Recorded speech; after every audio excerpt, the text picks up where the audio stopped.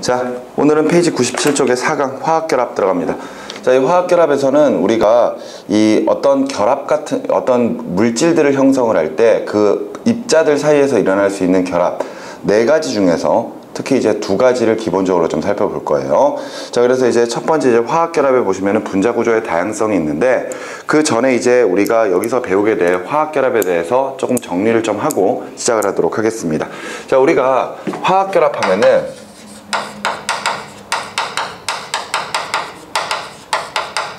크게 4가지를 볼 거예요. 4가지.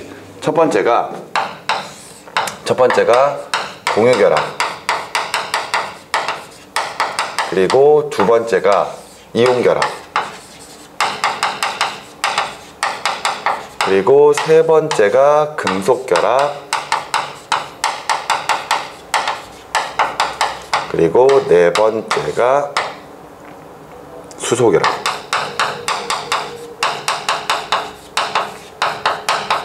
여기 4가지를 볼 거거든요.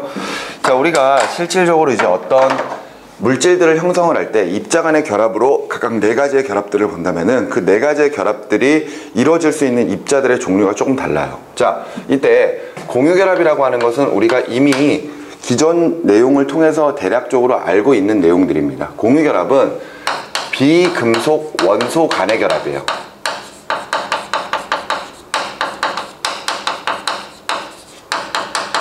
이때 비금속들이 옥텟 규칙을 만족하기 위해서 자신의 원자과 전자를 8개로 맞추기 위해 필요한 전자들을 누군가로부터 빌려와서 각각 공유 전자쌍을 형성하면서 이루어지는 결합을 공유결합이라고 표현합니다.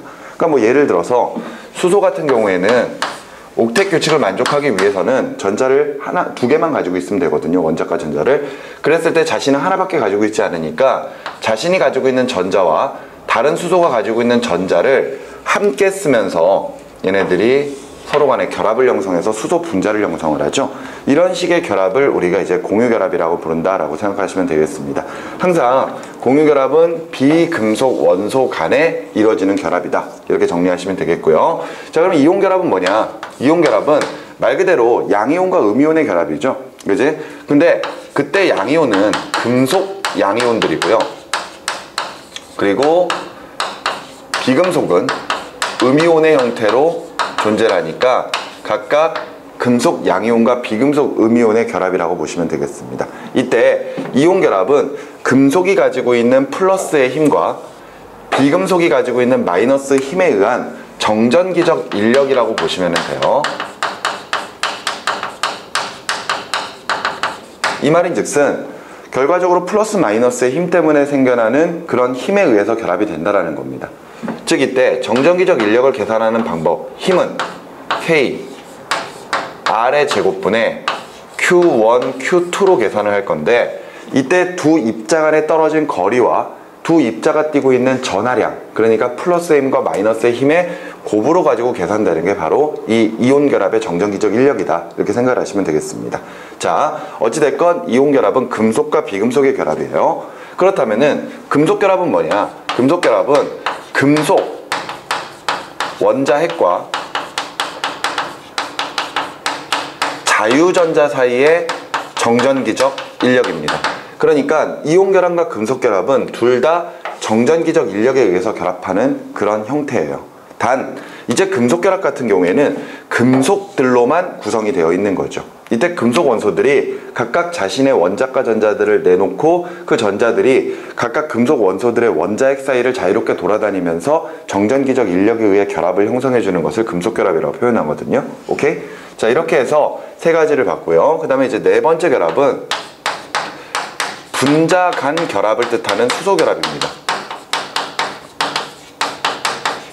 지금 좀 전까지 봤었던 공유결합이나 이온결합, 금속결합 같은 경우에는 하나의 물질들을 만들어내기 위해서 그 물질 내에서 작용하고 있는 그런 힘이라고 생각하시면 돼요. 그런데 수소결합 같은 경우에는 이미 만들어진 분자들 사이에서 일어나는 결합이거든요. 이때 분자라고 하는 게 결과적으로 공유결합 때문에 형성되는 게 바로 분자란 말이지. 그랬을 때 그렇게 분자가 형성되고 나면은 그 분자들끼리 결합을 할 때 특히나 이런 수소결합 같은 것들이 일어날 수가 있다는 겁니다. 수소결합은 이름 그대로 수소 원소가 있어요. 그러니까 어떤 분자에 수소가 있을 때 그 수소 주변으로 전기 음성도가 큰 플로린, 산소, 질소 같은 이런 원소들이 존재를 한다면은 그런 원소들이 있는 그런 부분과 수소가 서로 간에 아주 강한 결합을 형성하는 것을 수소결합이라고 표현을 합니다. 근데 과거에는 이 수소결합 자체도 굉장히 중요하게 봤었어요. 그런데 지금은 이제 수소결합 같은 경우가 이제 화투로 넘어가 버렸기 때문에 우리는 그냥 수소결합의 의미만 어느 정도 좀 알고 있으면 되겠지만 나중에 수능이 아닌 예를 들어 논술이나 또는 어떤 심층 면접 같은 것들을 준비하는 입장이라면은 당연히 수소결합 정도까지도 알아두는 게 좋습니다. 자, 어찌됐건 우리가 이제부터 보게 되는 요 화학결합에서는 지금 현재 나와 있는 4가지의 결합 중에서 바로 요 첫 번째 공유결합과 두 번째 이온결합들을 주로 살펴보게 될 것이고, 금속결합 같은 경우에는 추가적으로 내용만 좀 알고 계시면 되는 문제입니다. 자, 어찌됐건 가장 중요한 것은 공유결합과 이온결합이라는 거 기억해 두시기 바라고요. 바로 교재로 들어가도록 하겠습니다. 자, 분자구조의 다양성인데 제일 먼저 나와 있는 것은 탄소 동소체와 그 탄소 동소체의 구조입니다. 자, 여기서 이제 탄소가 나와 있는 이유는 우리가 예를 들어서 공유결합 같은 형태들을 볼 때 그런 공유결합을 형성하는 다양한 비금속들이 있을 거예요. 그런데 그때 비금속들이 자신이 옥텟 규칙을 만족하기 위해서 공유결합을 형성하게 된다면요, 이때 가장 많은 공유결합수를 형성할 수 있는 게 바로 탄소거든요. 그래서 우리는 실제로 탄소 화합물만 따로 볼 수 있을 정도로 굉장히 탄소가 다양한 결합들을 할 수가 있습니다. 근데 이 탄소라고 하는 녀석이 결과적으로 원자번호 6번에 원자과 전자가 4개인 형태니까 공유결합수가 최대 4개가 나타나게 될 것이거든요.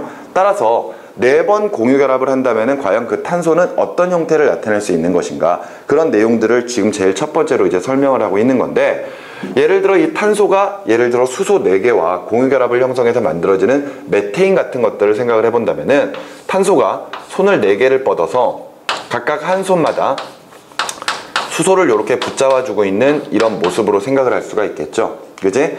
이때 각각의 손에는 앞서 이야기했었던 것처럼 탄소와 수소가 각각 전자를 하나씩 내놓아서 이런 식으로 비공유 전자쌍을 공유 전자쌍을 형성하면서 이런 식의 형태들을 나타내는 구조라고 생각을 할 수가 있습니다.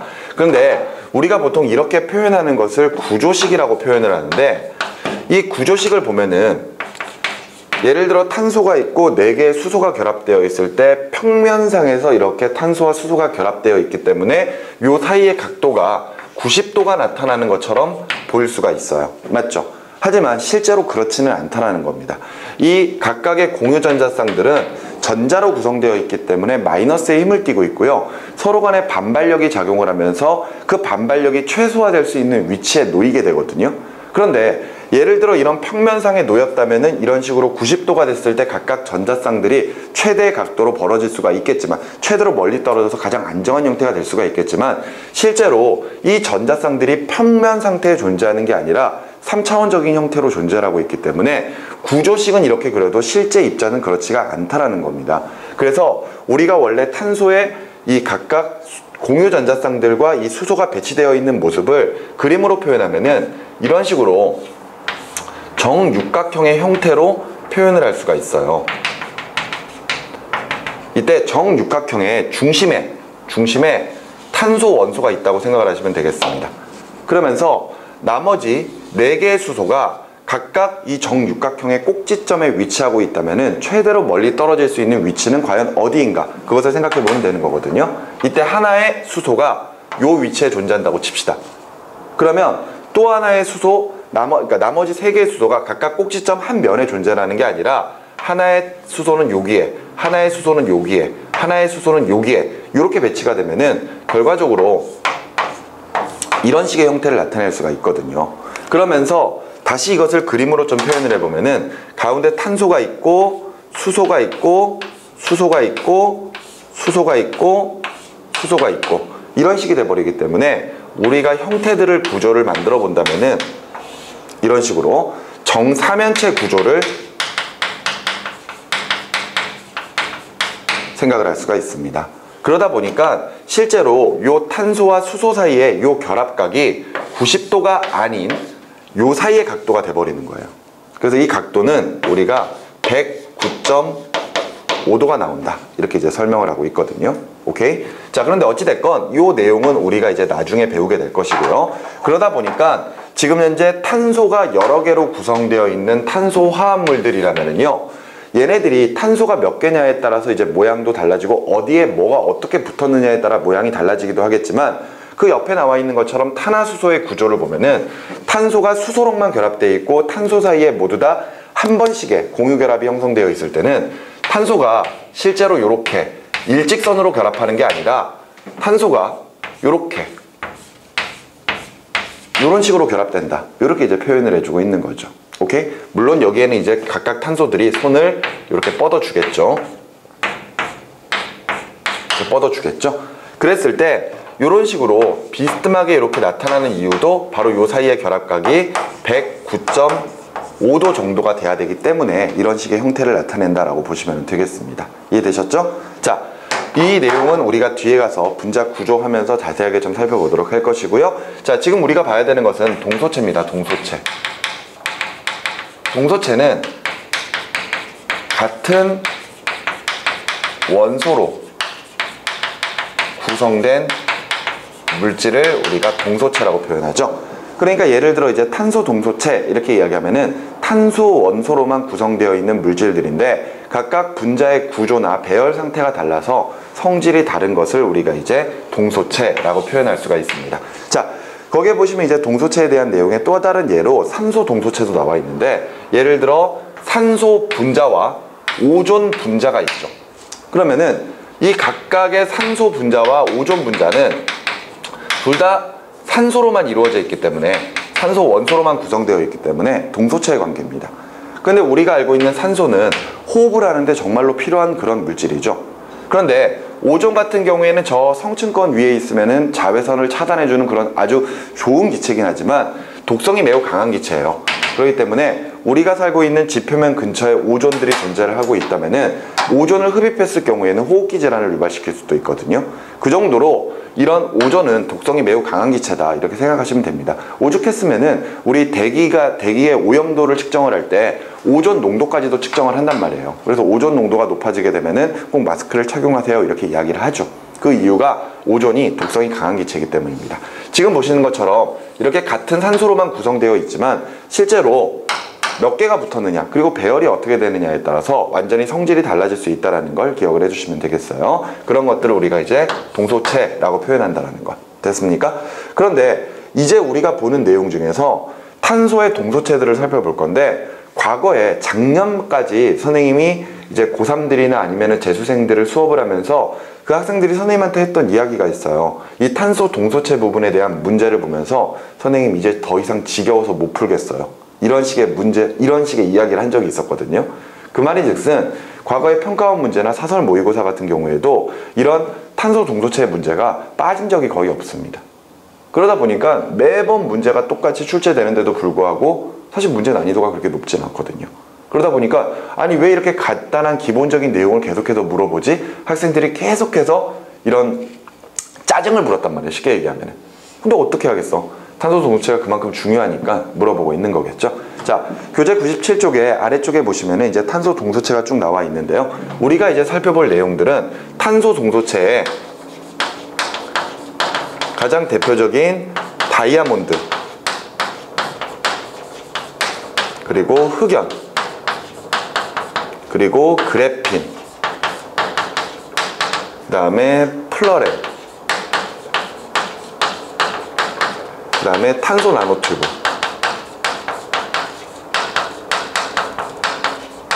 이런 5가지의 동소체를 좀 살펴볼 겁니다. 이때 얘네들이 각각 어떤 구조를 나타내고 있는지를 그림으로 암기를 좀 하셔야 돼요. 자, 교재 제일 마지막에 보시면 다이아몬드 나와 있죠? 그지? 다이아몬드 보시면은요, 탄소 원자 1개가 다른 탄소 원자 4개와 정사면체 모양으로 결합한 그물 구조이다 라고 되어 있습니다. 그러니까 얘네들이 지금 현재 그림상으로 본다면은 뭐 이런, 이거 원래 정육각형인데 원래 이렇게 그리면 안 되죠. 근데 어찌됐건 저런 정사면체들이 이렇게 뭐 차곡차곡 쌓여 있는 구조라고 생각하시면 돼요. 이런 식으로 뭐 이렇게 막 쌓여 있는 구조라고 생각하시면 됩니다. 근데 정말 중요한 거는 이 다이아몬드 같은 경우에는 지금 현재 하나의 탄소가 있어요. 하나의 탄소가 있을 때 오로지 다이아몬드는 탄소로만 구성이 되어 있거든요. 그랬을 때 그 탄소와 탄소 사이는 모두 다 비금속들이기 때문에 공유결합만으로 구성이 되어 있습니다. 그러면서 하나의 탄소는 다른 탄소 4개와 공유결합을 형성해 있어요. 알겠죠? 그 말인즉슨 하나의 탄소가 가지고 있는 원자과 전자 4개를 모두 다 결합을 하는데 다 사용을 하고 있다는 겁니다. 남는 전자들이 없어요. 오케이? 그러면서 다이아몬드는 탄소로 이루어져 있고 이 탄소가 어떤 결정을 형성했을 때 몇 개의 탄소들이 붙는지를 확인할 수가 없기 때문에 다이아몬드를 표현할 때는 그냥 다이아몬드는 C라고만 표현을 합니다. 오케이? 그러면서 지금 현재 이 다이아몬드는 비금속들이기 때문에 당연히 공유결합을 하는 물질의 특성상 당연히 전기전도성이 나타나지 않아야 돼요. 무슨 말인지 아시겠죠? 자, 그런데 그 옆에 나와 있는 흑연을 보시기 바랍니다. 흑연 같은 경우에는 탄소 1개가 다른 탄소 3개와 정육각형 모양으로 결합한 층상 구조를 나타내고 있다고 되어 있죠. 보면은 흑연은 역시 탄소로만 구성이 되어 있는데 이렇게 탄소가 있으면은 다른 탄소 3개와 결합을 하고 있어요. 이렇게. 오케이? 그러면 앞서 이야기했던 것처럼 탄소는 원자과 전자가 하나니까, 맞지? 그럼 전자가 하나 남아버리겠네? 맞죠? 이때 지금 현재 결합해 있는 탄소 3개와는 하나의 얇은 층을 형성을 하게 됩니다. 그러면서 얘네들이 정육각형의 형태로 결합을 한다는 거예요. 이렇게 정육각형의 형태로, 이런 식으로. 그런데 이때 이 남는 탄소 하나가 위의 층과 아래 층 사이에서 아주 약한 결합을 형성을 해주게 되는 거예요. 근데 문제는 공유결합을 형성하고 있는 전자들은 어디로 도망가기가 좀 힘들거든요. 그런데 요 전자, 요 남는 하나의 전자는 층과 층 사이에 약한 결합을 형성하고 있지만 실제로 자유롭게 움직일 수가 있습니다. 그 말인즉슨 전자의 이동이 일어날 수 있다는 이야기고, 따라서 흑연 같은 경우에는 비금속으로 구성되어 있는 물질이긴 하지만 특이하게도 전기전도성이 나타난다.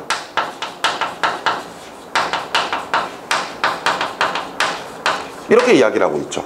맨날 비금속들 가지고 이야기할 때 공유결합을 형성하는 물질들은 전기전도성이 없는데 예외적으로는 흑연이 전기전도성을 가진다. 자꾸 이렇게 설명을 하거든요. 그 이유가 바로 요 남는 전자 하나 때문이라고 생각하시면 됩니다. 이해되셨나요? 그런데 역시 마찬가지로 흑연도 탄소로만 구성이 되어 있고, 흑연 같은 경우에도 몇 개의 탄소로 구성되어 있는지 셀 수가 없기 때문에 그냥 흑연도 C라고만 적을 거예요. 여기까지 이해되시죠? 오케이. 이렇게 해서 일단 다이아몬드와 흑연에 관련된 내용을 봤습니다. 다이아몬드는 하나의 탄소가 몇 개의 탄소와 결합된다? 4개의 탄소와 결합된다. 흑연은 몇 개와 결합된다? 3개와 결합된다. 꼭 기억해 두시기 바랍니다. 한 장 넘어가 보시면은요, 옆으로 넘어가시면은요, 뒤에 넘어가는 거죠. 뒤에 넘어가시면 페이지 98쪽에 자, 이제는 또 다른 동소체인 플러렌이 나와 있습니다. 자, 여기 플러렌부터 좀 먼저 볼게요. 순서대로 갈까요? 자, 플러렌을 보시면은요, 탄소 원자 60개가 육각형과 오각형 모양으로 결합한 축구공 모양의 분자이다 라고 되어 있죠. 근데 그 구조를 잘 보세요. 구조를 잘 보면은 역시 하나의 탄소가 있고 주변에 또 다른 탄소와 결합하는데 몇 개의 탄소들끼리 결합되어 있죠? 3개씩으로 결합되어 있죠. 그러면서 정육각형과 정오각형을 만들어 간단 말이에요. 그러면은 앞서 흑연처럼 전자가 하나 남네요. 그죠? 전자가 하나 남죠. 그렇기 때문에 당연히 플로렌도 전기전도성을 가지고 있습니다. 오케이? 그런데 플로렌은 전기전도성을 가지는 게 중요한 게 아니에요. 앞서 다이아몬드나 흑연 같은 경우에는 탄소로만 구성이 되어 있는데 얘네들은 몇 개씩 있는지를 모르기 때문에 그냥 C라고만 적는다 그랬었죠. 그런데 플로렌은 분자입니다. 분자라고 표현하면은 당연히 그 구성 원소와 그 구성 물질의 그 구성 원소의 개수가 몇 개인지까지도 확인할 수가 있어야 되거든요. 그런데 플로렌 같은 경우에는 정확하게 탄소의 수를 셀 수가 있어요. 그 탄소의 수가 60개입니다. 그래서 C60이라고 적어요. 무슨 말인지 여기까지 이해가 되시나요? 플로렌은 탄소 60개로 이루어진 분자의 형태입니다. 그러면서 플로렌은 전기 전도성을 가지고 있지만 그게 중요한 게 아니라 플로렌은 모양을 살펴보면은 탄소들이 정육각형과 오각형, 육각형과 오각형을 형성하면서 이렇게 구의 형태를 띠고 있잖아요. 그 말은 내부에 빈 공간이 굉장히 많아요. 빈 공간이 굉장히 많거든요. 그래서 이 빈 공간이 많은 특성을 이용해서 물질들을 저장을 하는 용도로 사용하고 있습니다. 그러니까 뭐 예를 들어서 뭐 수소를 저장한다든가 뭐 기타 등등의 어떤 물질 같은 것들을 저장하는 그런 통으로 사용하는 게 플러렌이에요. 오케이? 자, 근데 중요한 거는 탄소 60개로 이루어진 분자라는 것을 꼭 기억해 두시기 바랍니다. 알겠죠? 그리고 바로 그 밑으로 넘어가면은 탄소 나노튜브의 구조 이렇게 나와 있는데, 그것을 보기 위해서 그 밑에도 보시면은 꿈의 신소재 그래핀이라고 나와 있는 거 있죠? 자, 그래핀, 그 다음에 탄소 나노튜브, 요거를 한꺼번에 보시면 돼요. 그래핀은요, 그래핀은 흑연의 한 층을 벗겨낸 겁니다. 우리 앞서 흑연이 층과 층들이 여러 개로 되어 있는 층상 구조라고 되어 있었죠. 그런데 다이아몬드는 우리가 일반적으로 금강석이라고 부르는, 그지? 매우 단단한 물질이에요. 우리가 이제 뭐 암석들의 경도를 따졌을 때 가장 강한 게 다이아몬드거든요. 다이아몬드. 그런데 이 다이아몬드는 예를 들어서 망치 같은 것들로 이렇게 내리쳐도 잘 깨지지 않을 정도로 그 정도의 굉장히 강한 강도를 나타내고 있단 말이에요. 그런데 흑연 같은 경우에도 똑같은 탄소로 구성되어 있고 탄소끼리 공유결합이 되어 있지만 실제로 다이아몬드에 비해서는 매우 결합력이 약합니다. 우리가 흑연을 주로 사용하는 게 바로 이제 연필심 같은 데 많이 사용을 하죠. 이 연필심이 똑똑 부러지는 이유가 바로 이제 흑연이 그만큼 결합력이 약하기 때문이거든요. 근데 결합력이 약하다라는 것은 요게 잘 끊어진다는 뜻은 아니에요. 그러니까 탄소 간의 공유결합이 잘 끊어진다는 뜻이 아니라 탄소와 탄소들이 공유결합을 형성하고 있는 한 층은 잘 끊어지지 않지만 층과 층 사이는 약한 결합으로 되어 있기 때문에 층과 층이 미끄러져 나가버리는 겁니다. 그러니까 층이 어긋나 버리는 거죠. 그러면서 깨지는 형태라고 생각하시면 되거든요. 그런데 이런 흑연의 한 층을 벗겨낸 게 그래핀이에요. 그러면은 매우 얇죠. 매우 얇은데도 불구하고 모든 탄소들이 다 공유결합을 형성을 하고 있기 때문에 매우 강합니다. 그래서 같은 두께의 철판보다 강도가 200배 이상 강할 정도로 매우 단단한 소재예요. 근데 잘 휘어집니다. 휘어지면서 얘네들은 전기 전도성까지 나타나 버리죠. 오케이? 그게 바로 그래핀이에요. 그래서 지금 현재 우리가 그래핀을 통해서 굉장히 다양한 형태의 그런 도구로 사용을 하고 있다, 이렇게 생각을 하시면 되겠습니다. 전기 전도성도 굉장히 우수하고요, 열 전도성도 굉장히 우수하고요. 그러면서 매우 얇으면서 강도도 매우 강하다, 이렇게 생각을 하면은 그래핀은 별 문제 없습니다. 당연히 그래핀도 탄소로만 이루어져 있고 몇 개인지 셀 수 없기 때문에 C라고만 적을 거예요. 오케이? 그런 다음에 그래핀이 하나의 넓은 하나의 면이라면은 그것을 동그랗게 감아서 튜브 형태로 만들어 놓은 게 탄소 나노튜브라고 생각하시면 돼요. 오케이? 그래서 이 탄소 나노튜브도 역시 마찬가지로 탄소 C라고만 적을 것이거든요.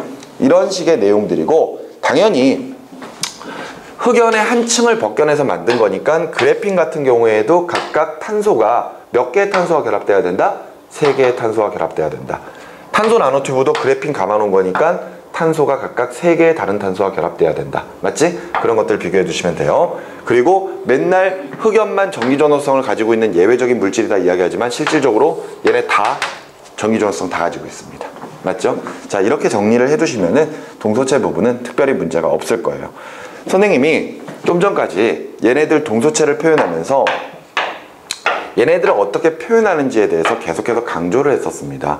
왜냐하면은 문제가 이제 나올 때 당연히 거기에 교재에 나와 있는 형태의 그런 모형을 가지고 이 물질이 무엇인지를 구별하면서 성질을 간단히 물어보게 될 거거든요.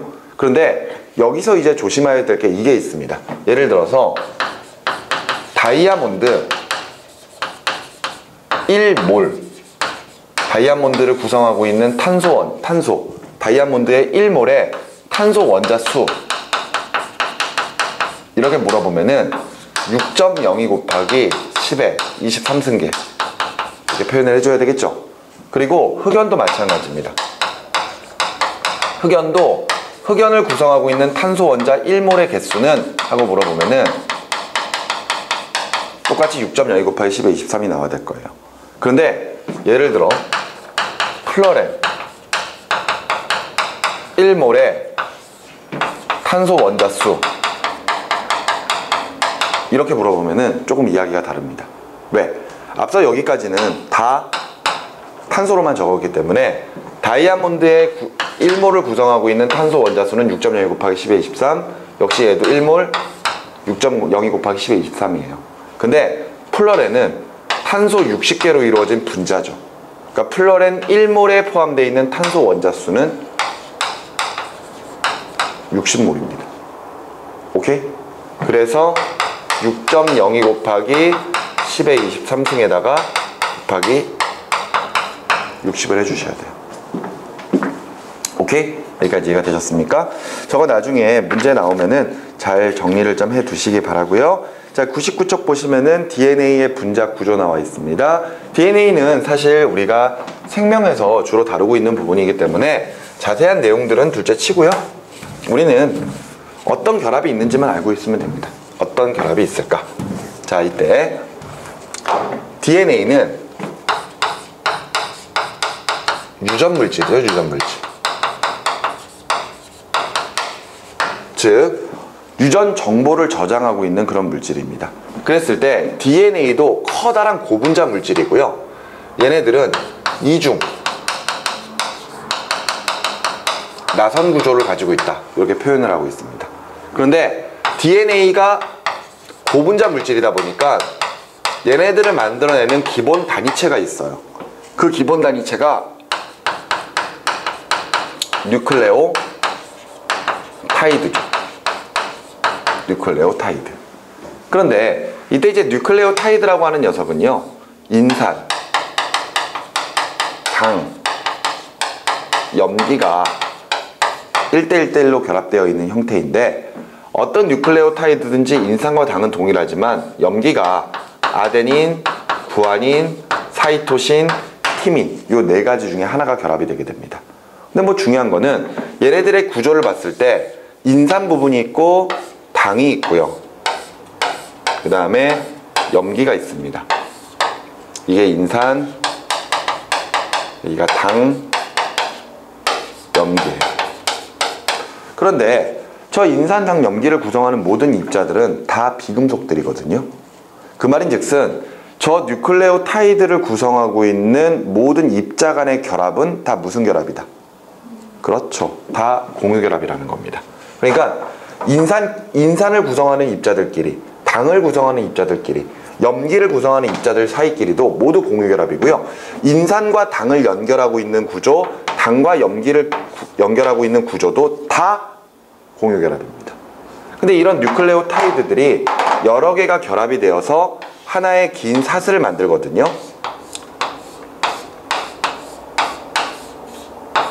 그런데 이때 결합이 되는 부분이 요 다른 인산과 다른 당이 이렇게 결합이 되는 거예요.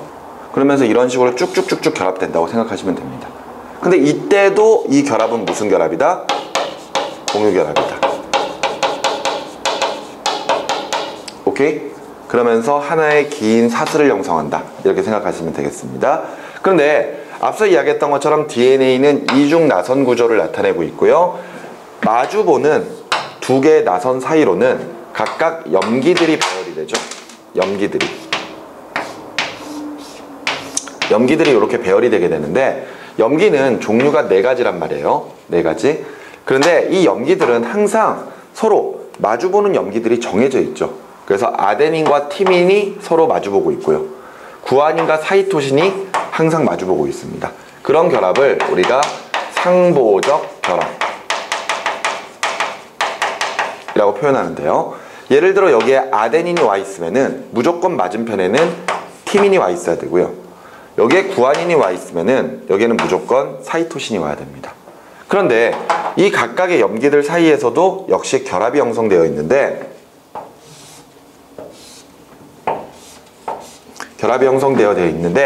이때 이 결합은 각각 아데닌과 티민 사이에서 2번의 수소 결합이 있고요. 구아닌과 사이토신 사이에서는 3번의 수소 결합이 있습니다. 앞서 이야기했던 것처럼 이 부분은 사실 생명 파트이기 때문에 우리가 뭐 특별히 크게 신경 쓸 필요는 없어요. 그러면서 어디에 무슨 결합이 있는지만 알고 있으면 되는 겁니다. 이때 하나의 뉴클레오타이드 그리고 뉴클레오타이드와 뉴클레오타이드가 연결될 때는 무슨 결합을 한다? 공유 결합을 한다. 오케이? 그런데 마주보고 있는 두 염기들 사이에서는 무슨 결합을 한다? 수소 결합을 한다. 여기까지 정리를 해 두시면 되겠죠. 오케이? 그리고 추가적으로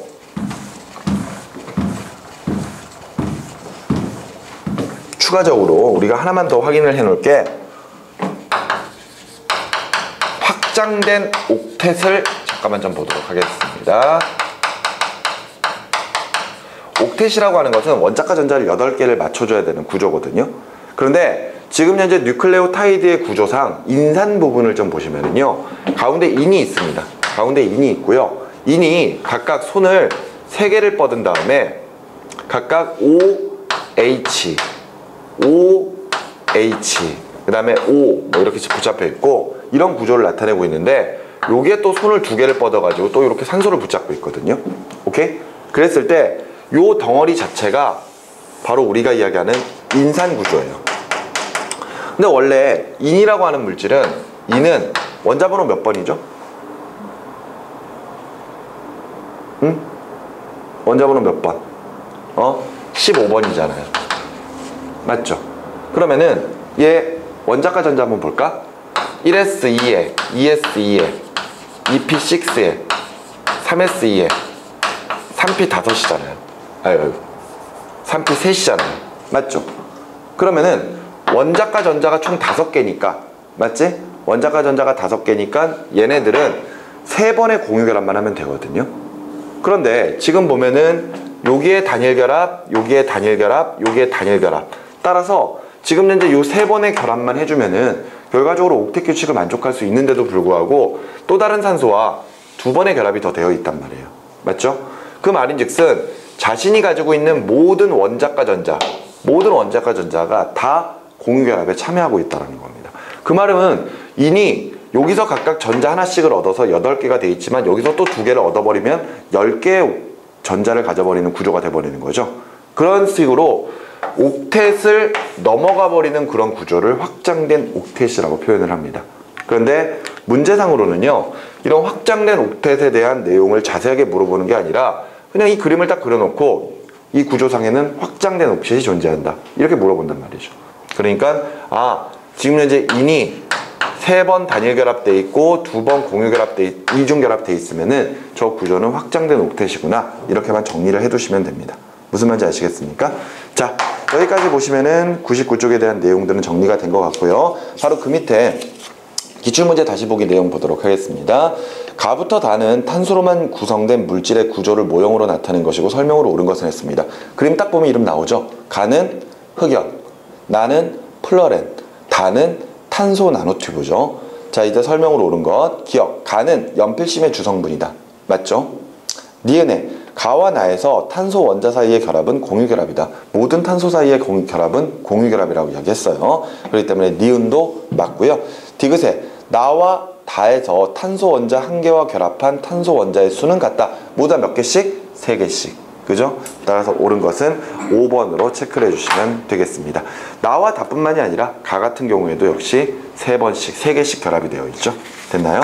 자, 여기까지 보시고 자, 칠판 정리한 다음에 바로 그 다음 내용 들어가도록 하겠습니다. 이제 우리가 앞서 이야기했던 화학결합의 종류 4가지 중에서 이온결합과 공유결합에 대한 내용들을 좀 볼 거예요. 그런데 지금 우리가 봐야 되는 화학결합의 성질이 페이지 100쪽, 그 다음에 101쪽, 그 다음에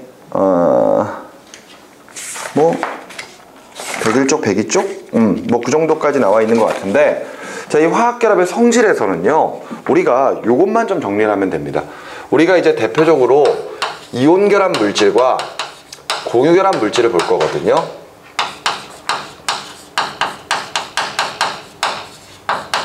자, 그런데 이제 이온결합 물질이라고 하는 경우는 가장 대표적인 예로 염화나트륨을 좀 생각하시면 돼요. 이때 염화나트륨이라고 하는 물질이 나트륨 이온과 염화 이온으로 구성이 되어 있는 거죠. 그래서 이제 이온화를 시켜보면은 각각 나트륨 이온과 그 다음에 염화 이온으로 나눠진다. 이런 사실을 우리가 이제 알 수 있을 겁니다. 그런데 이런 염화나트륨을 녹여서 용융액을 만든 다음에 그 용융액에다가 전류를 흘려줄 거예요. 그러니까 예를 들어서 이렇게 비커에다가 염화나트륨 용융액을 넣어줍니다. 이때 우리가 보통 물에 녹인 상태를 수용액이라고 하죠.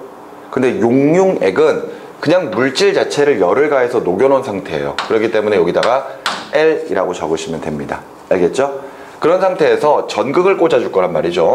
예를 들어 이쪽에 두 개의 전극을 딱 꽂아서 이쪽은 플러스극, 이쪽은 마이너스극, 이렇게 딱 전류를 흘려주게 되면은 이때 플러스극 쪽에서와 마이너스극 쪽에서 각각 생성되는 물질들이 서로 다르고, 이때 플러스극 쪽에서는 자연스럽게 염소 기체가, 그리고 마이너스 극에서는 나트륨이 석출되는 현상들이 벌어지거든요.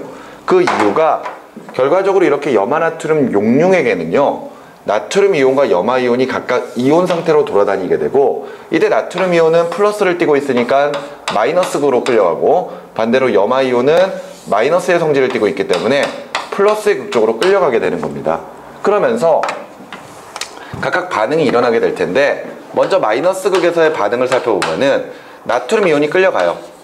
나트륨 이온이 끌려가서 마이너스 극을 통해서 전달되는 전자를 얻어줍니다. 전자를 얻어주게 되면은 이때 나트륨은 금속 상태로 다시 석출이 되는 현상이 벌어지게 되는 거죠. 오케이? 자, 근데 이제 플러스 극에서는 염화 이온이 끌려가요. 염화 이온이 끌려가서 자신이 가지고 있는 전자를 플러스 극 쪽으로 내보내게 되고 염소 원자로 바뀌는 현상이 벌어지게 됩니다. 오케이? 그런데 이때 염소 같은 경우에는 비금속이다 보니까 원자 상태로 돌아다니기가 힘들어요. 따라서 분자의 형태로 돌아다니기 위해서는 두 개의 염화이온이 끌려와야 되거든요. 그러면서 두 개의 전자를 내놓는 반응이 일어나야만 각각 염소 기체가 생성이 될 수가 있습니다. 그런데 플러스극 쪽에서 두 개의 전자를 내놓았다면요, 나트륨 쪽에서도 두 개의 전자를 얻어줘야 돼요. 그러려면은 두 개의 나트륨이 있어야 되는 거고, 두 개의 나트륨 이온이 있어야 되는 거고, 따라서 두 개의 나트륨이 석출된다, 이렇게 이제 표현할 수가 있는 거죠. 그래서 이제 전체적인 반응으로는 두 개의 NaCl이 각각 두 개의 나트륨의 금속과 그 다음에 염소 기체로 바뀐다, 이렇게 이제 표현할 수가 있는 겁니다. 자, 여기서 이제 일단 이온 결합의 전기 분해를 좀 봤어요. 전기 분해. 전류를 흘려주어서 그 성분 원소로 각각 나누는 과정을 좀 살펴봤습니다. 자, 그런데 또 하나 이제 우리가 공유결합에서 살펴볼 내용은요, 물의 전기 분해예요. 그러니까 물을 각각 수소와 산소로 나누는 과정이거든요. 이때 두 개의 물 분자가 각각 두 개의 수소 이온과 하나의 산소 기체로 바뀌어 나가는 과정. 오케이? 요것을 좀 먼저 생각을 하시면 되겠습니다. 됐나요? 그런데 우리가 알고 있는 물은 전류가 잘 통하지가 않죠. 그죠? 우리 왜 물은 전류가 잘 통해요? 그래서 물이 묻은 상태로 전기 제품을 만지면 안 됩니다 라고 이야기하지만, 실제로 순수한 물은 전류가 통하지 않습니다. 우리가 물을 수소와 산소로 나누려면요, 예를 들어 다른 물질들처럼 열을 가해주는 방법도 있어요. 근데 열을 가해주면은 물이 수소와 산소 기체로 나눠지기는 하는데, 결과적으로는 많은 양의 물들이 분해가 되지는 않습니다. 그런데 여기다가 전류를 흘려주게 되면은 너무나 쉽게 수소와 산소 기체를 얻어낼 수가 있거든요. 이런 식이라고 보시면 돼요. 자, 물을 담아두고요. 물을 담아두고요. 여기에다가 전극을 꽂아줍니다. 여기 이제 플러스, 여기 이제 마이너스, 이렇게 이제 꽂아줄 건데, 이때 물은 앞서 이야기했던 것처럼 전류가 통하지 않는 물질이에요. 근데 왜 물이 전류가 잘 통한다라고 이야기하냐면요, 물에는 다양한 물질들이 녹아 있을 수가 있고, 그 물질들이 전류를 흘려주는 역할을 할 수가 있거든요. 따라서 물을 내가 전기 분해를 해보겠다라고 한다면은 여기다가 실험에 영향을 미치지 않으면서 전류를 흘려줄 수 있는 소량의 전해질을 좀 넣어 주어야만 합니다. 그래서 뭐 어찌됐건 이런 물질들을 넣어주면 이제 물에 전류가 통할 거거든요. 그럼 자연스럽게 플러스 쪽에서는 산소 기체가, 마이너스 쪽에서는 수소 기체가 발생하는 현상들을 볼 수가 있습니다. 됐나요? 자, 그래서 선생님이 지금 보여드리고 있는 내용이 페이지 100쪽에 나와 있는 내용과 그 다음에 오른쪽 넘어가서 페이지 101쪽에 보시면은 지금 현재 물의 전기분해 과정이 쭉 나와 있거든요. 보이시나요? 오케이? 자, 근데 보세요. 이때 물의 전기분해에서 앞서 이온 결합처럼 마이너스 극과 플러스 극에서 일어나는 반응을 좀 생각을 해보자고요. 오케이? 자, 마이너스 극에서 어떤 반응이 일어나느냐. 지금 물은 사실 이온화가 거의 안 되긴 하지만 이온화가 된다면은 수소 이온과 수산화 이온으로 나눠져요. 오케이? 보통 학생들이 마이너스 극에서 일어나는 반응은 예를 들어 두 개의 수소 이온이 끌려와서 두 개의 전자를 얻은 다음에 수소 기체가 되는 반응이 일어난다. 이렇게 생각을 하고요. 플러스 극에서는 두 개의 산화 이온이 끌려와서 각각 산소 기체를 만들면서 네 개의 전자를 내놓는다. 이렇게 이제 보통 많은 학생들이 생각을 하거든요. 근데 실제로는 그렇지 않습니다. 실제로는 그런 게 아니라요. 선생님이 이제부터 보여드리는 식을 좀 잘 봐두시기 바래요. 사실 화원 수준에서 선생님이 물의 전기분해 전체 반응식이 나온다라고 선생님이 장담은 안 해요. 그러니까 나오기가 힘듭니다. 하지만 이 정도 수준까지는 알고 계셔야지만이 여러분들이 나중에 그 뭐 논술 같은 것들을 한다거나 그럴 때 굉장히 도움이 좀 될 거거든요. 보세요. 실제로 마이너스 극에서는 수소 이온이 전자를 얻어서 수소 기체가 만들어지고요. 플러스 극에서는 산소 이온이, 산화 이온이 전자를 내놓고 산소 기체가 되는 게 맞기는 맞거든요. 근데 실제 반응은 이렇습니다. 마이너스 극 주변에서는요, 수소 이온이 반응한다기보다는 물이 직접 반응을 하는 거예요. 물이. 근데 물이 직접 반응을 할 건데 이 물이 전자를 얻을 거거든요. 전자를 얻을 텐데 일단 두 개의 전자를 얻는다고 칩시다. 그러면은 이때 여기서 수소 기체 만들어져야 되거든. 그럼 선생님 여기에 지금 두 개의 수소가 들어있으니까 저 두 개 모두 다 해가지고 수소 기체 만들면 되겠네요. 아닙니다. 이때 물 분자가 최소한 두 개가 있어야 돼요. 그러면서 이때 요 물 분자에서 하나당 수소 이온이 하나씩 떨어지면서 그 수소 이온이 전자를 받아주는 역할을 하는 거예요. 여기까지 이해가 되시나요? 그러면은 물 분자 하나당 수소 이온이 하나씩 나와서 수소 원자로 바뀌게 되고, 따라서 두 개의 물 분자가 각각 수소 원자를 하나씩 만들 테니까 뭐가 만들어지는 거야? 수소 기체가 만들어지는 거야. 무슨 말인지 알겠니? 그러면서 두 개의 수산화 이온이 생기는 반응이 일어나게 됩니다. 여기까지 무슨 말인지 이해가 되시나요? 오케이? 자, 그런데 플러스 극에서도 역시 마찬가지로 직접 물 분자가 반응을 해요. 그런데 이때 물 분자가 산소를 떨어뜨리거든요. 근데 산소가 떨어지려면은 물 분자가 최소한 몇 개 있어야 돼요? 몇 개? 두 개가 있어야 되거든. 무슨 말인지 이해가 되니? 그러면은 요 녀석에서 산소가 떨어져요. 그러면서 나머지 수소들은 모두 이온 상태로 바뀝니다. 수소 이온. 근데 몇 개 나오지? 몇 개 나올 수 있을까? 그렇죠. 4개 나올 수 있어요. 됐나요? 그러면서 산소가 하나당 2개씩 전자를 내놓을 수 있잖아. 그러니까 총 몇 개의 전자를 내놓는 거지? 4개의 전자를 내놓는 과정이 일어난단 말이에요. 오케이? 근데 선생님이 아까 요거 설명하면서 전자를 2개 내놓으면은 당연히 받아주는 전자의 개수도 몇 개가 돼야 된다? 2개가 돼야 된다. 얘가 지금 전자를 몇 개 내놨어요? 4개를 내놨잖아요. 그럼 얘도 전자를 몇 개 받아줘야 돼?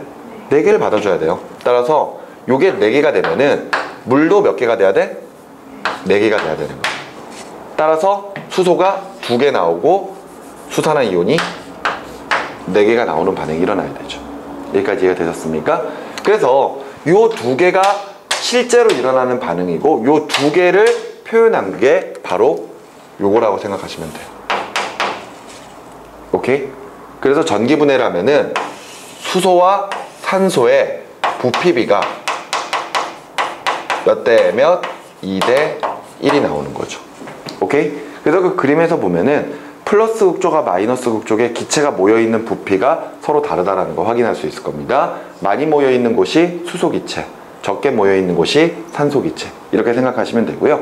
선생님이 전체 반응식을 보여드린 이유가 뭐냐면요, 이런 물의 전기분해 시에서 각각 마이너스 극에서는 수소 기체가 발생하면서 주변에 수산화이온이 생기기 때문에 그 주변이 순간적으로 염기성으로 바뀌는 현상들도 일어날 수 있습니다.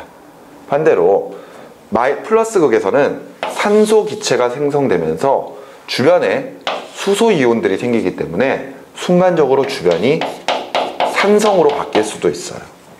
그런데 결과적으로는 4개의 수소이온과 4개의 수산화이온은 다시 결합을 해서 다시 4개의 물 분자를 형성하기 때문에 전체적으로 다시 중성 상태로 돌아가게 됩니다. 오케이? 자, 요 식은 아마 나오지 않았을 거예요, 교재에. 그죠? 교재에 이 식이 나와 있지 않으니까 이 식을 좀 정리를 좀 해주시기 바랍니다. 알겠죠? 자, 이런 식으로 지금 현재 이온 결합과 공유 결합의 가장 대표적인 예들, 특히나 둘 다 전류를 흘려주어서 물질들을 분해하는 이런 반응들을 좀 살펴봤어요. 그런데 여기서 이야기하고 싶은 것이 무엇이냐? 바로 이온 결합이든 공유 결합이든 전기 분해가 가능하다라는 것. 전기류를 흘려줘서 분해가 가능하다. 성분 원소로 나눌 수 있다는 것은 바로 결합에 전자가 관여하고 있다. 바로 그 표현으로 우리가 마지막으로 정리를 할 수가 있습니다. 알겠죠? 즉, 지금 현재 우리가 보는 이온 결합이나 공유 결합은 둘 다 전자들이 그 결합을 형성하는데 크게 관여를 하고 있다로 우리가 해석할 수 있는 거예요. 아시겠죠? 자, 여기까지만 보시면은 뭐 특별한 내용은 없습니다. 자, 그러면 이제 넘어가셔서 페이지 102쪽에 보시면 옥텟 규칙 나와 있죠? 자, 근데 옥텟 규칙이야 여러분들 많이 지금까지 봤었으니까 이거는 그냥 패스하도록 하겠습니다. 쭉 넘어가시고요. 자, 페이지 103쪽에 보면은 이제 이온 결합에 대한 내용들 다시 한번 좀 자세히 설명이 되어 있네요. 자, 이온 결합부터 다시 한번 좀 정리를 해보도록 합시다.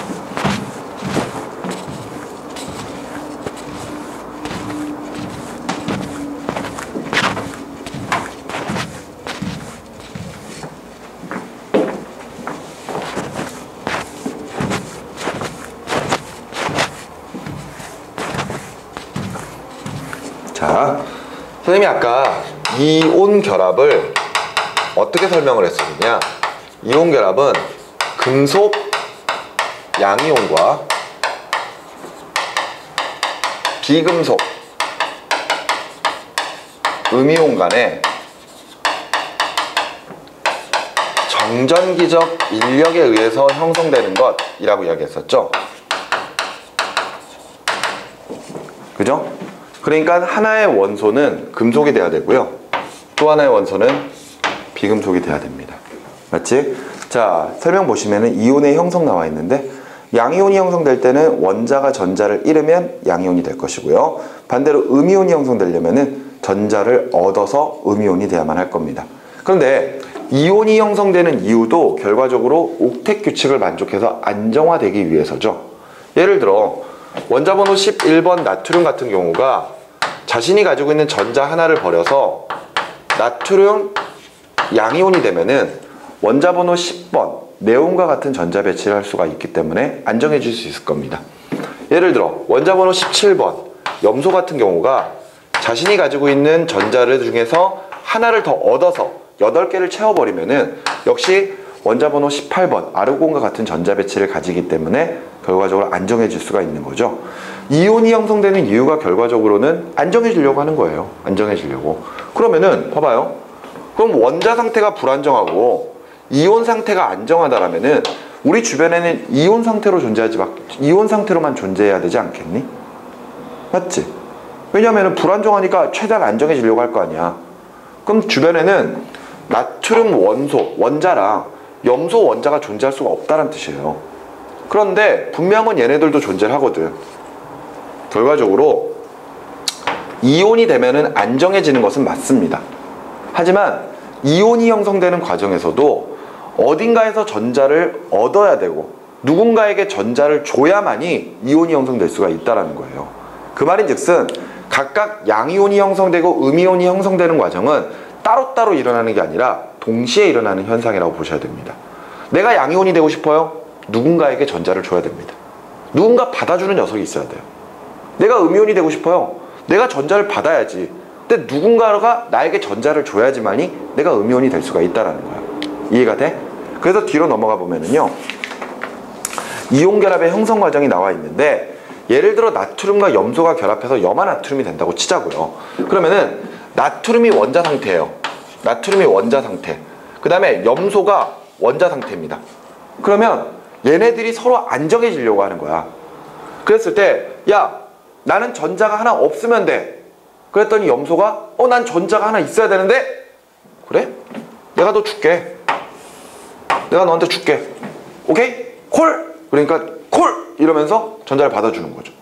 그러니까 나트륨은 양이온으로 바뀌는 거고, 염소는 음이온으로 바뀌는 거예요. 그러면서 어라? 내가 플러스인데 너는 마이너스네? 끌어당겨지지. 맞지? 그러니까 결과적으로 둘이 함께 붙어있는 염화나트륨이 형성이 되는 거죠. 여기까지 무슨 말인지 여기까지 이해가 되십니까? 오케이? 그런데 여기서 또 하나 이해가 안 되는 게 하나 있어요. 얘네들이 어차피 이온 상태로 안정하다면은 그냥 얘네들 혼자 돌아다니면 되는 거 아닐까? 근데 왜 굳이 둘이 함께 붙어서 이런 식의 물질들을 형성하는지, 그것도 사실 고민을 해야 됩니다. 왜? 왜 굳이 쟤네들이 아무리 정전기적 인력이 있다고 하더라도 그냥 지네들이 안정하다면 굳이 같이 붙어 다닐 필요가 없는데 왜 같이 붙어 있는 거지? 사실 이거에 대한 의문은요, 우리가 염화나트륨 같은 이온 결합 물질들이 물에 녹았을 때 이온화되는 과정을 생각해 보면 돼요. 얘네들이 물에 녹아서 이온화가 되는 이유가 결과적으로는 둘이 안 친하기 때문에 이온화가 되는 거거든. 너무 친하면 둘이 안 떨어져요. 그게 뭐야? 앙금이거든. 근데 염화나트륨 같은 게 잘 떨어져 버린단 말이야. 이온화가 잘 돼요. 원래 안 친한 녀석들인데 왜 굳이 결합하려고 하냐 이거지. 여기에 대한 의문을 가져야 됩니다. 근데 그 의문은 조금 있다가 우리가 해소를 하도록 하겠고요. 페이지 104쪽에 보시면은 중간부터 이온 결합 물질의 화학식과 이름이 있습니다. 근데 지금 와가지고 이런 것들 하나하나 설명할 수는 없는 내용이기 때문에 쭉 다 봐두시기 바랍니다. 알겠죠? 이온들 당연히 익숙해지셔야 돼요. 알겠죠? 그리고 오른쪽으로 넘어가시면은 각각 이온 결합 물질들이 만들어질 때 그 이온 결합 물질의 화학식을 적는 방법이 나와 있습니다. 맞죠? 이때 예를 들어서 A, M가 양이온과 B, N가 양이온이 결합을 한다면요, 이때 이 물질은 화학식이 A, N, B, M으로 표현할 수가 있다라고 돼 있죠. 맞습니까? 그지? 정확하게 표현한다면요, A가 M가 양이온이고 B가 N가 N가 음이온이면은요, 이때 얘네들은 각각 N개의 A와 M개의 B가 결합해야 됩니다. 정확하게는. 알았지? 그렇게 해서 이런 물질을 형성한다. 이렇게 생각하시면 돼요. 간단한 거잖아요. 나트륨 이온과 염화이온이 결합할 때는 각각 1과 1이니까 NaCl 1 생략하고요. 그죠? 마그네슘 이온과 염화이온이 결합한다. 이러면 당연히 얘는 2고 얘는 1이니까 얘는 두 개가 있어야 되네. 그러면서 적을 때는 MgCl2 이렇게 적어주면 되겠죠. 알루미늄 3가 양이온과 산소 2가 음이온이 결합할 거예요. 그러면은 3, 2니까 그지? 적을 때는 Al2O3를 적어줄 것이고요. 그리고 나서 얘는 앞에다가 2를 적어줄 거고 얘는 앞에다가 3을 적어줄 거고, 이런 식으로 해서 각각 화학식들을 만들어 나갈 수가 있을 겁니다. 그런 다음에 읽을 때는 뒤에 있는 비금속부터 이름을 읽어주시면 되겠죠. 이해되셨습니까? 자, 이런 내용이고요. 그러면서 쭉 내려가서 이온 결합물의 성질 읽어보시면 됩니다. 알겠죠? 이온 결합 물질의 성질 잘 읽어보시고요. 특히나 고체 상태에서는 전류가 잘 통하지 않고 비금속 상태에서는 수용액 상태나 용융 상태에서는 전류가 잘 통한다는 거 꼭 기억하셔야 됩니다. 알겠죠? 자, 그리고 그 다음으로 넘어가시면은 페이지 106쪽에 공유결합에 관련된 내용들이 나와 있습니다. 공유결합은 자신이 가지고 있는 원자가 전자의 수를 옥텟 규칙에 맞게끔 하기 위해서 전자를 서로 빌리는 과정이죠. 이때 공유결합은 비금속 원소 간 결합이라 그랬어요. 그죠? 자, 그랬을 때 가장 대표적인 예로 수소원자 있습니다. 수소원자는 자신이 전자 하나를 가지고 있어요. 그래서 헬륨처럼 배치를 하기 위해서는 전자가 하나 더 있어야 되는 거지. 그래서 주변에 만일 또 다른 수소가 있다면은 야, 내가 하나 내놓을 테니까 너가 하나 내놔, 같이 쓰자, 이렇게 결합을 하게 되는 거지. 그래서 수소 분자의 형태로 존재할 수가 있다라는 것. 아니면은 물 분자 같은 경우에는 자신이 가지고 있는 원자과 전자가 6개죠. 그러니까 2개가 부족하니까 어디선가 2개를 얻어오려고 할 것이고, 만일 주변에 수소 원자가 덜렁덜렁 돌아다니고 있으면은 함께 쓰자, 콜. 하지만 아직까지 산소 하나 더 부족하니까 하나 더 수소 가져와서 함께 쓰자, 콜. 이렇게 해서 이제 만들어내는 거지. 맞지? 이게 공유결합.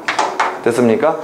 그러면서 우리가 이제 각각 이런 전자들을 표현할 때 루이스 전자점식이라고 하는 방법으로 표현을 할 것이고요. 루이스 전자점식은 그 원소가 가지고 있는 원자과 전자만 점으로 표현한 것이라는 것. 맞지? 그렇게 생각하시면 됩니다. 그런데 뭐 점을 찍는 순서나 위치는 크게 중요한 건 없어요. 알겠죠? 그냥 편한 대로 적으시면 되겠고, 예를 들어 수소와 염소가 서로 간에 공유결합을 형성한다고 쳤을 때 수소는 전자가 하나밖에 없습니다.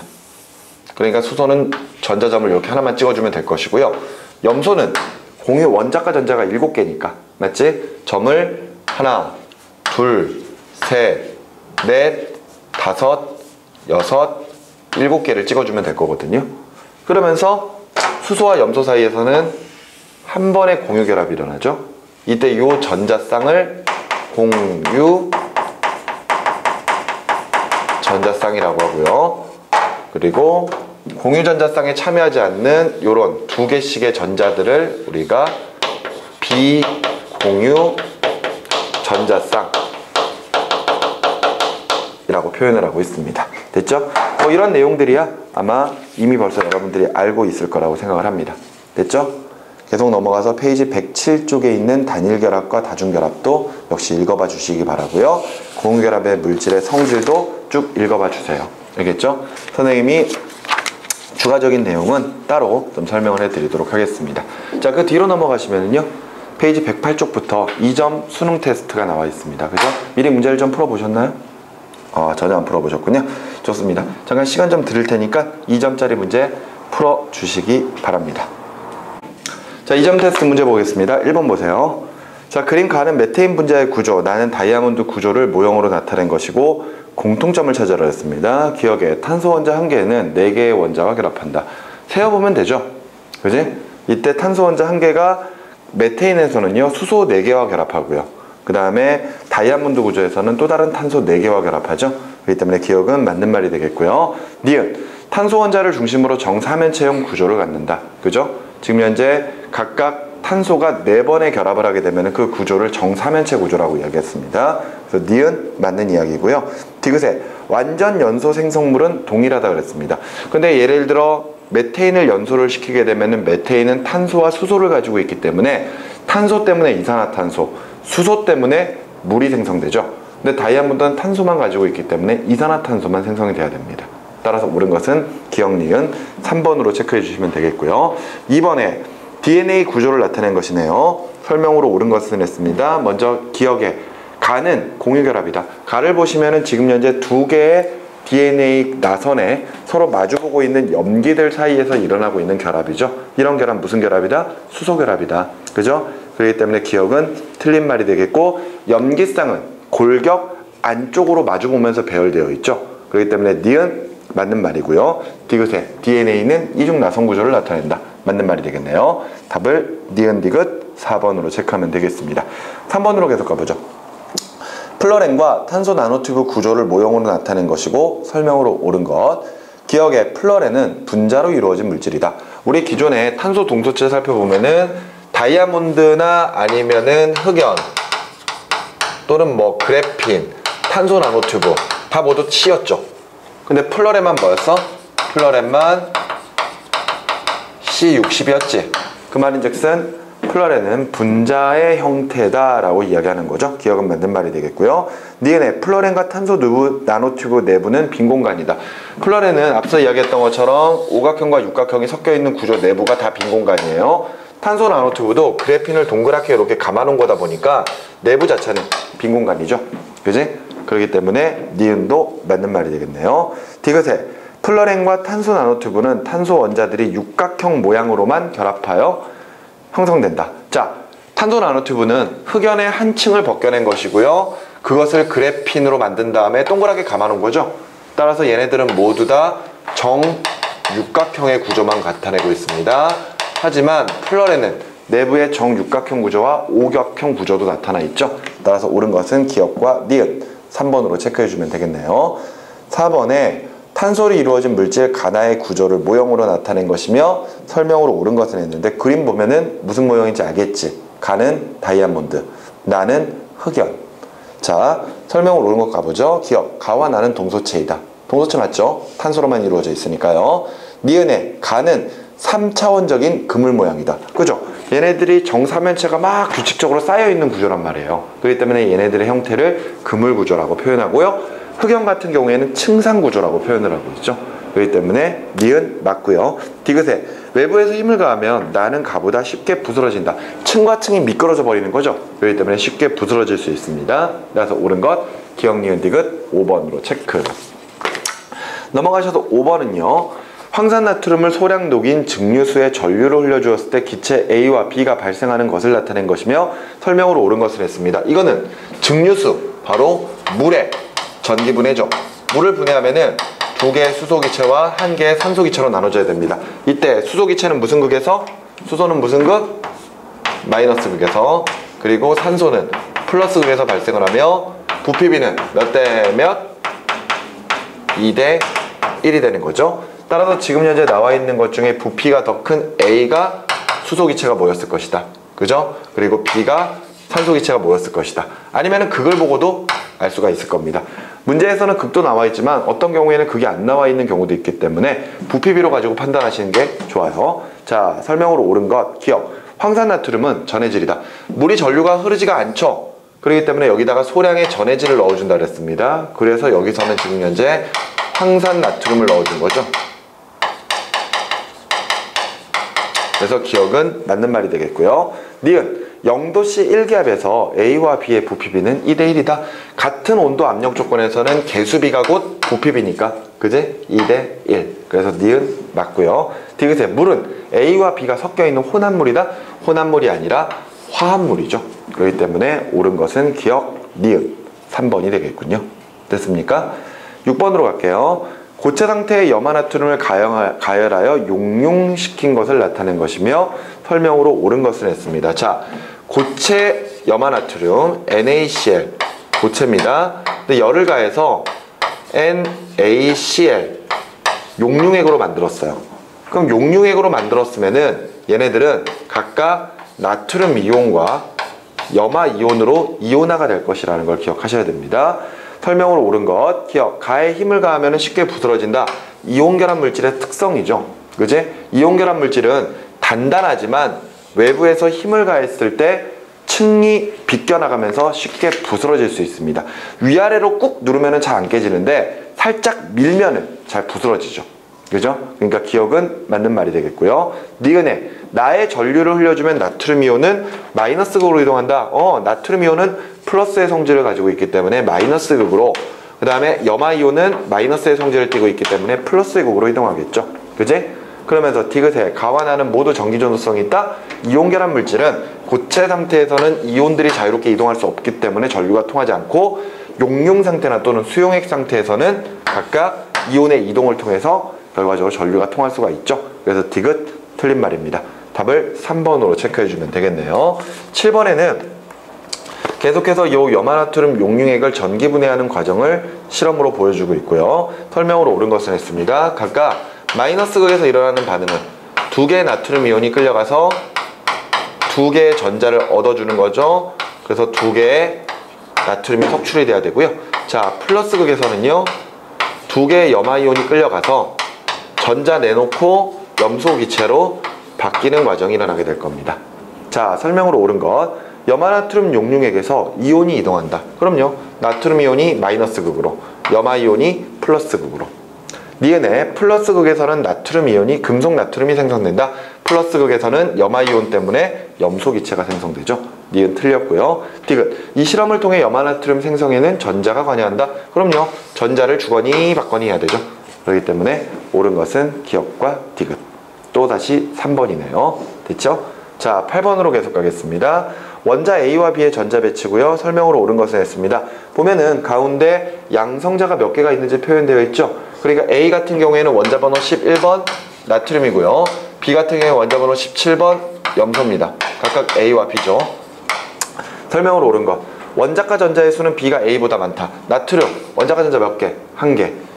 염소 원자가 전자 몇 개? 7개. 따라서 원자가 전자 염소가 더 많죠. 그래서 기억 맞고요. 니은 A 1가 양이온과 B 1가 음이온의 전자 배치는 같다. 나트륨이 이온이 되면은 원자 번호 11번, 원자 번호 10번 네온과 같은 배치를 하지만 염소는 이온이 되고 나면은 원자 번호 18번 아르곤과 같은 배치를 하죠. 따라서 전자 배치가 서로 다릅니다. 니은 틀렸고요. 디귿에 A와 B는 한 개의 전자쌍을 공유하여 화합물을 형성한다. 전자쌍을 공유하는 거예요? 아니에요. 전자쌍을 공유하는 게 아니라 나트륨이 염소에게 전자를 줘버리는 거죠. 그죠? 그래서 나트륨 이온, 염화 이온 형성된 다음에 정전기적 인력에 의해서 결합을 합니다. 그죠? 따라서 옳은 것은 기억만 체크해 주시면 되겠네요. 자, 넘어가셔서 자 9번으로 계속 가봅니다. 3주기의 원소 A와 B로 이루어진 물질 A, B와 B2를 모형으로 나타낸 것이라고 되어 있네요. 3주기의 원소가 지금 A가 1가 양이온이고 그 다음에 B도 1가 음이온이에요. 그러면은 생각해 보자고요. 3주기에서 이온이 됐을 때 1가 양이온이 될 수 있는 거는 하나밖에 없어요. 뭐? 나트륨 이온. 그죠? 그 다음에 3주기의 원소 중에서 1가 음이온이 될 수 있는 것도 한 가지밖에 없습니다. 뭐? 염화 이온. 맞지? 그러니까 지금 현재 A, B라고 하는 것은 나트륨 이온과 염화 이온이 결합한 염화 나트륨. 그리고 B2는 당연히 염소 기체겠죠. 설명으로 옳은 것 가보죠. A 1가 양이온과 B 1가 음이온의 전자 배치는 같다. 좀 전에 확인했던 것처럼 전자 배치가 서로 다릅니다. 그러니까 니은 기억 틀렸고요. 니은 B2에는 단일 결합이 존재한다. 염소 기체 생성되는 거죠. 염소와 염소 사이에서는 전자쌍을 하나만 만들고 염소 기체를 형성합니다. 단일 결합이죠. 나머지 비공유 전자쌍이 3개씩 있는 거죠. 그지? 자, 그러니까 니은 맞고요. 디귿 녹는 점은 A, B가 B2보다 높다. 지금 현재 상온에서 염화 나트륨은 고체 상태로, 그리고 염소는 기체 상태로 존재하거든요. 같은 온도에서 고체로 존재한다, 그리고 기체로 존재한다라는 거. 바로 고체로 존재하는 녀석들의 녹는 점이나 끓는 점이 더 높다라는 것이 되겠죠. 따라서 디귿은 맞네요. 옳은 것은 니은과 디귿 4번으로 체크하면 됩니다. 자, 10번으로 가볼게요. 그림은 원소 AB로 이루어진 화합물 AB를 모형으로 나타낸 것이며 설명으로 옳은 것을 했습니다.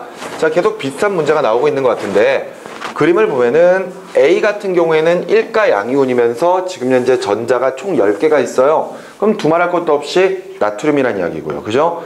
그 다음에 B 같은 경우에도 1가 음이온인데 지금 전자가 18개거든요. 그럼 역시 마찬가지로 염소란 이야기죠. 우리 지금 계속 문제가 염화 나트륨을 가지고 계속 문제가 나오고 있습니다. 맞죠?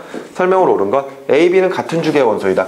각각 A가 나트륨, B가 염소이기 때문에 둘 다 3주기의 원소죠. 기억 맞고요. 니은에 A, B를 구성하는 입자들은 옥텟 규칙을 만족한다. 그럼요. 각각 양이온과 음이온이 되면서 옥텟 규칙을 만족하고 있는 상태이죠.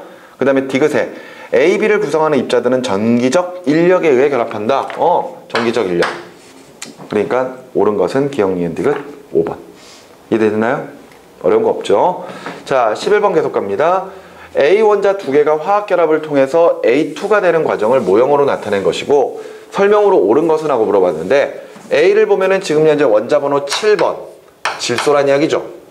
질소는 원자가 전자가 5개가 있습니다. 그죠? 따라서 3개의 전자가 필요하죠. 따라서 질소 분자가 되기 위해서는 각각 질소와 질소가 서로 간의 전자를 3개씩 내놔서 3중 결합을 형성하면서 각각 질소 분자가 형성이 돼야 되겠죠. 자, 설명으로 옳은 것 가보죠. 기억. A 원자 사이에서 전자를 공유하여 형성한다. 그럼요. 얘네들 지금 비금속들이니까 공유 전자쌍을 3개를 만들어주는 거죠. 그렇기 때문에 기억 맞고요. 니은에 3중결합이 존재한다. 두 원자 사이에 3번 결합됐으니까 3중결합. 디귿에 액체 상태에서 전기 전도성이 있다. 비금속이잖아요. 액체 상태에서도 전기 전도성이 없습니다. 오케이? 그러니까 공유결합 물질은 흑연을 제외하고 고체 상태나 액체 상태에서 모두 전기 전도성이 없어요. 알겠죠? 이온결합 물질은 고체 상태에서는 전기 전도성이 없는데 액체 상태에서는 전기 전도성이 있죠. 오케이? 자, 그래서 디귿 틀렸으니까 옳은 것은 기억 니은 3번으로 체크해 주시면 되겠고요. 12번 화합물 X를 이용한 실험이고 설명으로 옳은 것은 했습니다. 고체 상태의 X를 망치로 두들겼더니 쉽게 부스러졌고요. 그 다음에 전압을 걸어주었더니 전류가 흘렀습니다. 물론 수용액 상태에서 전류가 흐른 거죠. 그럼 X는 뭐다? 이온결합 물질이다. 맞지? 특히나 25도 상태에서 고체 상태를 형성하고 있다는 이야기는 흑연 사실 공유결합 물질 중에서 아이오딘 같은 경우에는 이제 고체가 가능하거든요. 근데 그런 경우는 제외하고요. 당연히 지금 현재 X가 쉽게 부스러지고 상온에서 고체고 이런 것으로 보아서는 이온결합 물질이겠구나 이렇게 생각할 수 있겠죠. 그리고 당연히 수용액에서도 전류가 흐르니까요. 자, 기억은 틀린 말이죠. 공유결합 물질이라 그랬으니까. 니은에 녹는 점이 25도보다 높다. 그럼요. 녹는 점이 25도보다 높으니까 지금 현재 고체 상태인 거죠. 디귿에 고체 상태에서는 전기가 통하지가 않죠. 니은만 체크하시면 되겠습니다. 13번 계속 갈게요. 원자 A부터 C의 전자 배치고요. 설명으로 옳은 것. 자, A는 원자 번호 8번 산소죠. 그 다음에 B는 원자 번호 12번 마그네슘이고요. C는 원자 번호 17번 염소입니다. 설명으로 옳은 것. A와 C는 이온 결합을 통해 화합물을 형성한다. A와 C 둘 다 비금속 아닌가요? 그죠? 둘 다 비금속이면 둘이 결합한다면 이온 결합 가능해요? 불가능하죠. 기억은 틀린 말이 되겠고요. 공유전자쌍의 수는 A2랑 C2 비교했습니다. A2는 산소 분자가 만들어질 때 2번 이중결합. 염소는 분자가 형성될 때 단일결합. 그죠? A2가 더 많죠. 디귿 맞고요. 디귿의 BA는 액체 상태에서 전기 전도성이 있다. BA 이렇게 결합되면은 MgO 이온 결합 물질 만들어지죠. 따라서 액체 상태에서 전기 전도성이 있습니다. 니은과 디귿 4번이네요. 자, 그 다음 14번 원소 A부터 C에 원자 또는 이온의 전자 배치고 설명으로 옳은 것. 자, A는 이가 음이온인 상태로 1s2, 2s2, 2p6까지. 그러면 전자 2개 얻어서 10개니까 원자 번호 8번 산소란 이야기죠. 그지? 자, B 같은 경우에는 지금 1가 음이온 상태입니다. 그런데 지금 현재 전자 배치가 1s2, 2s2, 2p6니까 전자 하나 얻어서 10개 원자 번호 9번 플로린. 그 다음에 C는 원자 상태죠. 그러면서 전자가 1s2, 2s2, 2p6에 3s1까지 채워져 있으니까 원자 번호 11번 나트륨이구나. 확인 가능하고요. 설명으로 옳은 것. 원자가 전자수는 B가 A보다 많다. 얘는 원자가 전자수가 원래 7개겠지. 얘는 6개고요. B가 많죠. 그지? 그러니까 기억 맞고 니은 A, B는 공유결합을 통해 안정한 화합물 형성한다. 그럼요. 산소와 염소 사이에서는 만약 결합이 이루어진다면 당연히 공유결합이 형성되어야 되겠죠. 둘 다 비금속이니까. 디귿 A와 C는 화합물 C2A를 형성한다. 얘가 지금 현재 나트륨 1가 양이온이 될 거야. 그리고 나서 A는 산소 2가 음이온이죠. 그러니까 결합을 하게 된다면은 2개 있어야지. 그지? 그래서 2개, Na2O를 만들어내게 될 거예요. 따라서 디귿 맞는 말이군요. 그래서 옳은 것은 기억 니은 디귿 5번으로 체크해 주시면 됩니다. 됐나요? 자, 넘어가셔서 15번 볼게요.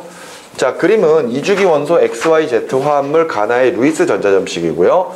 설명으로 옳은 것은 했습니다. 자, 지금 현재 가운데 있는 X 같은 경우에는 지금 현재 전자쌍이 요렇게밖에 없어요. 그러면서 지금 현재 Y랑 딱 결합되어 있는데 Y는 비공유 전자쌍을 3개씩 가지고 있고요. 그러면은 지금 현재 X의 입장으로는 공유 결합을 3번 한 건데 그래봤자 원자과 전자가 6개밖에 안 됩니다.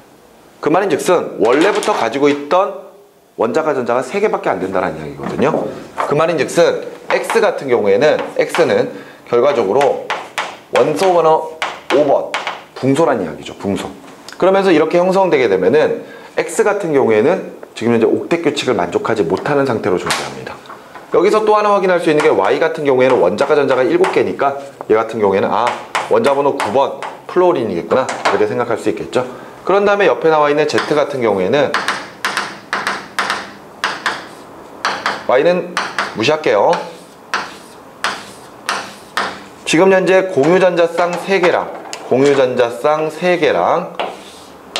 비공유전자쌍 하나를 가지고 있기 때문에 옥텟 규칙을 만족하고 있는 상태이고요. 따라서 Z는 뭐다? 원자 번호 7번 질소구나 이렇게까지 확인할 수 있죠. 자, 설명으로 옳은 것 가보죠. 원자과 전자의 수는 Z가 가장 많다. 아이고, Y가 제일 많죠. 그러니까 기억은 틀렸고요. 니은 가나는 공유전자쌍의 수가 같다. 3개 그지? 똑같습니다. 디귿 가와 나의 중심 원자는 모두 옥텟 규칙을 만족한다.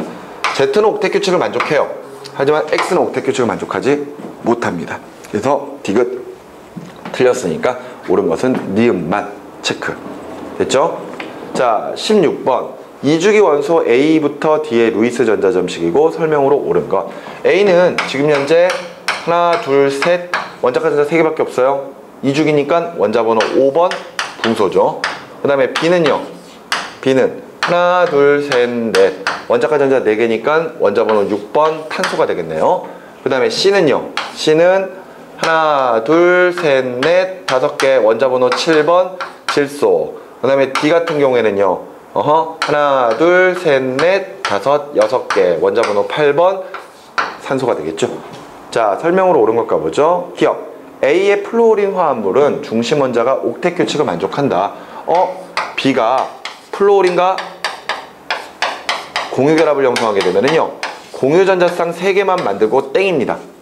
그러니까 지금 현재 붕소는 공유전자쌍이 6개밖에 원자과 전자가 6개밖에 안 돼요. 따라서 옥텟 규칙을 만족하지 못하는 상태가 되어버리죠. 아까 우리 좀 전에 풀었던 15번의 가와 같은 구조라고 생각하시면 됩니다. 때문에 기억은 틀린 말이 되겠고요. 니은 C의 수소 화합물에는 비공유 전자쌍이 1개 존재한다. 질소니까 수소와 결합하고 자기 혼자 비공유 전자쌍 이렇게 하나 가지고 있죠. 그러니까 니은 맞고요. 디귿 화합물 BD2에는 이중결합이 2개 존재한다. 얘네 둘이 결합할 거야. 둘이 결합하면은 이산화탄소 만들어지거든요. 가운데 탄소가 있고요. 주변에 산소가 각각 배치가 되면서 이중결합이 형성되죠. 따라서 이중결합이 2개 존재한다. 맞는 말이 되겠습니다. 그래서 옳은 것은 니은과 디귿 4번으로 체크해 주시면 되겠어요. 됐나요? 자, 문제 여기까지 보시고요. 다음 시간에 3점 테스트부터 시작하도록 하겠습니다. 수고했어요.